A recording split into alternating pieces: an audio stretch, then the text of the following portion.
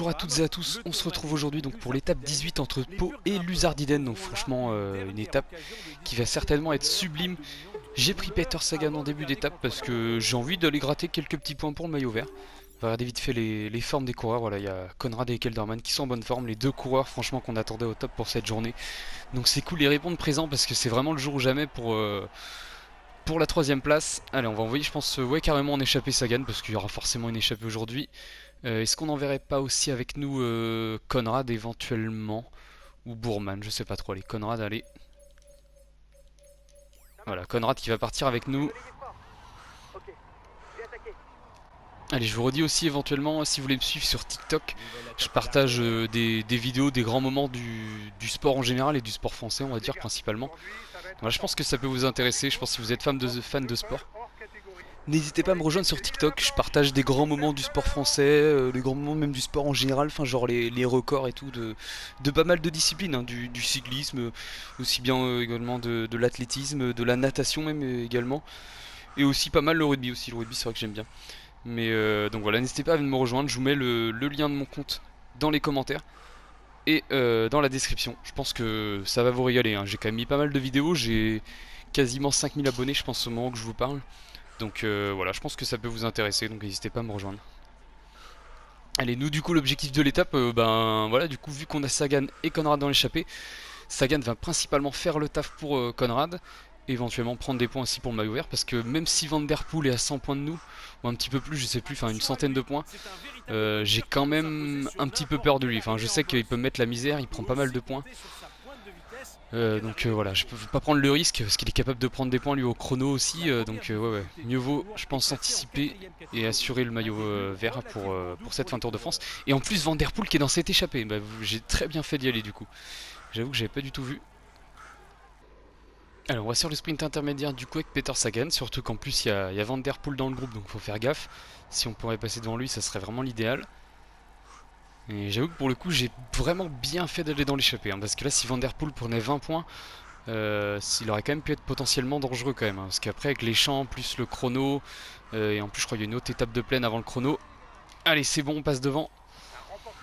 Donc, ouais, faut quand même faire gaffe à Van Der Poel, il peut nous surprendre à tout moment. Allez, on aborde actuellement le Tourmalet. Et là, je crois qu'on est par le côté est. On voit que c'est quand même assez difficile, hein. Franchement, 17 km à 7,3% de moyenne. Sachant que là, les 10 derniers kilomètres à peu près doivent être autour des 8-9%, voire 10. Donc en plus c'est régulier, c'est difficile. C'est bien un col des Pyrénées quoi. Allez, le sommet du Tourmalet avec Patrick Conrad. Je surveille un peu Bourman parce que j'ai pas envie qu'il se fasse lâcher maintenant.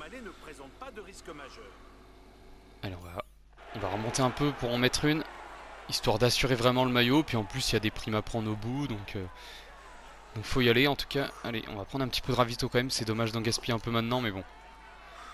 Si ça peut nous permettre de reprendre un peu de temps et pourquoi pas de nous isoler d'ailleurs, parce que derrière c'est comment, voilà, c'est une descente et on enchaîne directement avec la dernière montée. Donc ouais, en tout cas au pire des cas on va passer deuxième.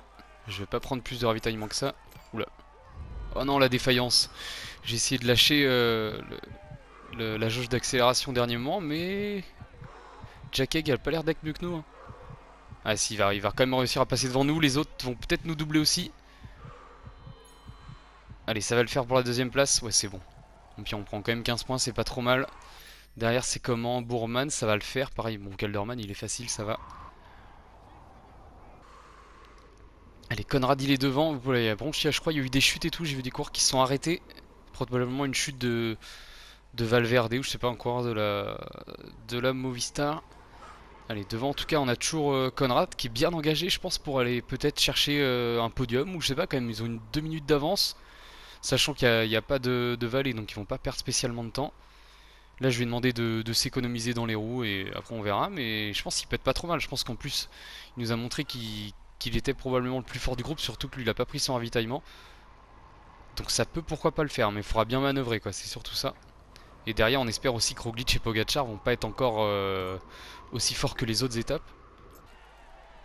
Allez, ça y est, nous voilà dans l'Uzardiden, la dernière ascension du Tour de France.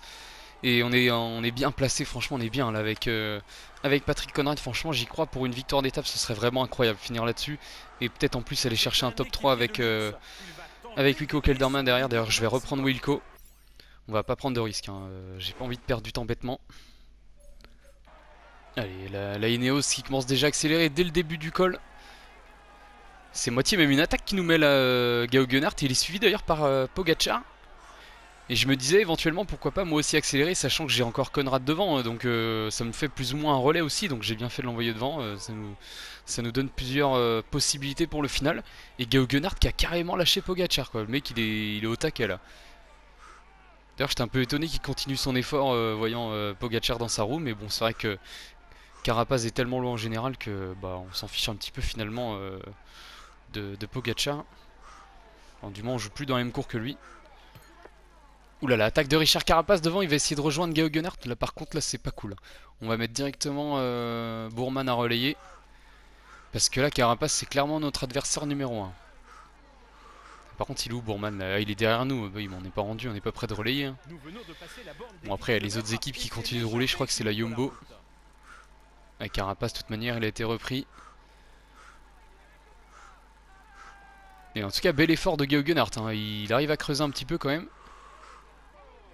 Il y a quelques semaines on a appris du coup la fin de carrière de Nicolas Roche. Ça fait bizarre quand même de voir des coureurs, des grands coureurs comme ça des années 2000-2010 arrêter leur carrière. Quand même un grand coureur Nicolas Roche, hein, des belles places sur les classements généraux, le maillot de leader sur la Vuelta.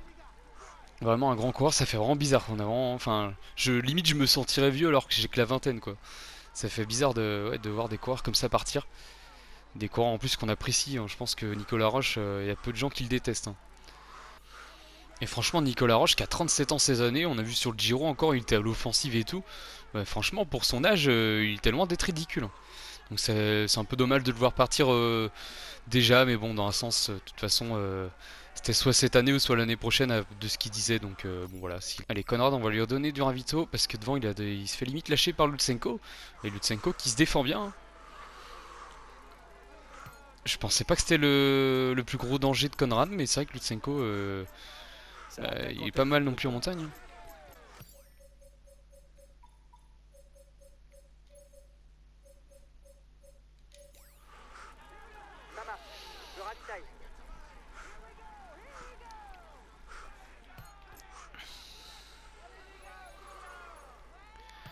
Et d'ailleurs pendant que je discutais devant, il y a Pogacar et Roglic qui se sont isolés. Ils sont partis tranquillement faire leurs affaires entre eux. De toute façon nous on peut pas les suivre, alors ils font leur vie clairement.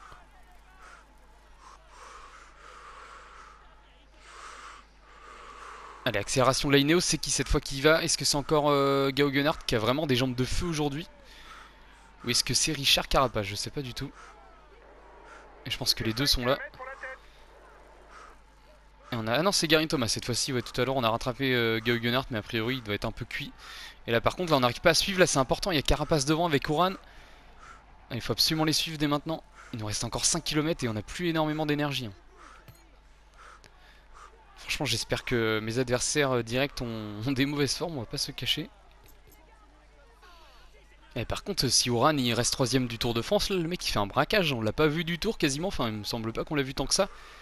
Et là avec l'étape 17 où il nous a repris quand même pas mal de temps, là pour l'instant il lâche pas, hein. Alors on va essayer d'accélérer à notre tour. Et de toute façon il y a Pogacar qui en remet une.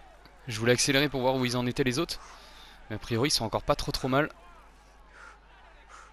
Allez on va essayer de contrer pour voir ce que ça donne derrière. Allez on rattrape qui là? C'est Binot qu'on rattrape. Allez une grosse accélération pour voir ce que ça donne derrière. Pour l'instant Pogacar il suit évidemment. Et les autres derrière ça a l'air de suivre quand même. Mais par contre je ne vois plus Rigoberto Uran. C'est peut-être la bonne nouvelle quand même. Ouais Uran il a complètement craqué. Donc ça c'est plutôt bon signe. Par contre devant Conrad il est limite. Ouais, il va pas réussir à rattraper. Il va pas réussir à rattraper Lutsenko. Allez nous on va essayer de finir on va dire au courage, hein. On n'a plus énormément d'énergie mais là faut bien se mettre en tête qu'on a potentiellement la 3ème place qui se rapproche de nous. Et par contre Carapaz a réussi à revenir sur nous. L'équatorien il lâche vraiment pas l'affaire là pour le coup. Est-ce qu'il va craquer? Oui l'équatorien qui craque, yes. Oh putain let's go. Let's go. Peut-être que sur la dernière étape de montagne on va réussir à refaire notre retard sur le colombien et l'équatorien. Ça serait vraiment génial. Bah, je pense que Uran, on va réussir quasiment à lui reprendre la minute qu'il nous avait pris l'autre jour. Après Carapace, je sais pas trop ce qu'on va lui reprendre parce qu'on a plus non plus énormément d'énergie.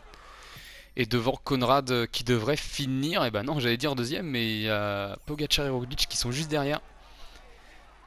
Donc ça va être compliqué pour lui. Et donc la victoire de Lutsenko qui va s'imposer du coup juste devant Tadej Pogacar.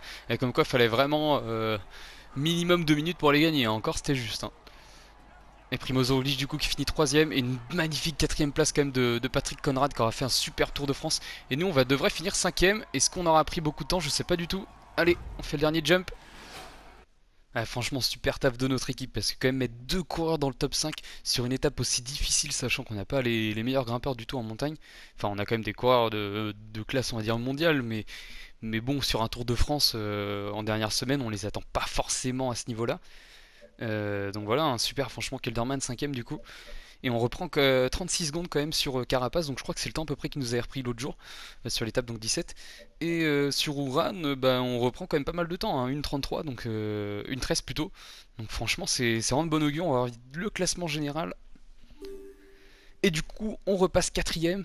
Et du coup on est à 14 secondes de Richard Carapace, voilà ça va vraiment être serré.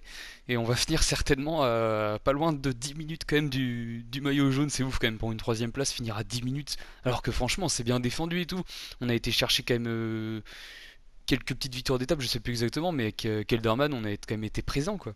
On a fait le taf mais ils sont tellement au-dessus, c'est vraiment un truc de ouf. Donc sinon qu'est-ce qui se passe d'autre? Bah Oran quand même moins 2 places mais il reste quand même dangereux pour nous, faut qu'on fasse gaffe. Et Conrad qui est quand même 16ème, c'est pas mal. Hein. C'est pas mal ce qu'il nous ferait Patrick Conrad. Donc voilà, j'espère que cette vidéo n'a pas été trop longue. C'est vrai que j'ai pas mal blablaté à droite à gauche. Mais bon voilà, donc on se retrouvera prochainement pour les 3 dernières étapes dans la même vidéo.